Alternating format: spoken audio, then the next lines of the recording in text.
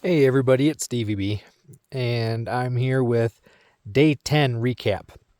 And I thought maybe give you guys a little bit of a change of scenery instead of looking at me all the time. You can kind of look and see where I'm relaxing here. Gonna call it a night.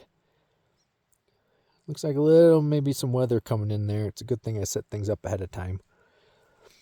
So, day 10, where we picked up, I had slept in the valley with Janet's hut.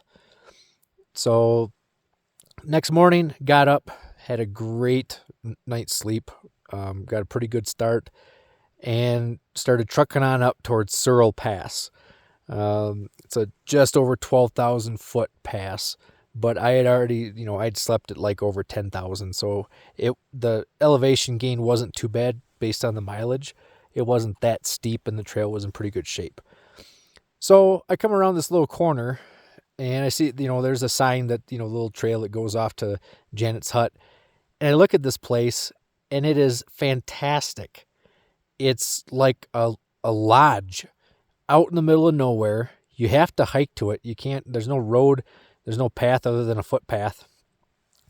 But it has, and so I know for a fact that it has indoor composting toilets, a sauna. It sleeps like 18 people, two fireplaces, a wraparound deck. The place is just phenomenal. So I'm like, this is great. And I had cell service for a hot minute while I was looking down at it. So you might have seen my Facebook post, the picture of the valley and then the moose that I passed on the way up.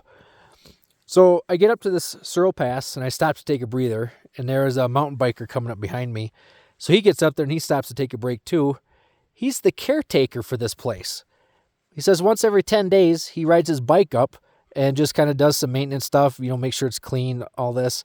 He was coming up to shut her down until the ski season, which is actually what this place was built for, is a ski lodge.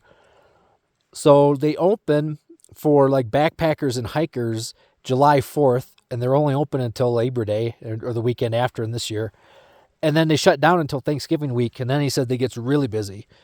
So, yeah, if you guys are looking for a kind of a cool getaway and you don't mind hiking out to it, Janet's Hut, pretty cool place. While I was up on top talking to this guy, and I think his name was Mike, I'm not sure. I kind of feel bad I don't remember his name. Another bicyclist comes up, and he's biking the Colorado Trail. I was on day 10, he was on day 5, and he picked up on my Wisconsin accent right away. He's got some family that lives in the cities, and he was just there like 3 weeks ago up in Duluth doing some riding around Lake Superior. And then a Continental Divide hiker, a CDT hiker, she comes up over too. So the four of us kind of sat there for a second, everybody taking a little bit of a break. Skybird is her trail name. And yeah, she started at the Canadian border in June and is working her way towards Mexico. Seems like the only hikers I see on the trail right now are the Continental Divide hikers. I don't see any that many that I know of that are Colorado Trail people like myself. So took a minute, kind of rested up, started back on my way. So 12,000 foot Searle Pass, cut down a little bit, went up to this Elk Ridge, which is actually the highest point, and then down and around through Kokomo Pass, and then trucked on down through Camp Hale. If you guys, I'm sure you're not familiar with it, but it was a training facility for, I believe, the 10th Mountain Division out here in Colorado in World War II. So big, flat valley, easy walking, but again, it's a place that you cannot camp because, and you're not even actually supposed to get off the trail because there's live munitions that are still unexploded, buried, and, lost out in this valley.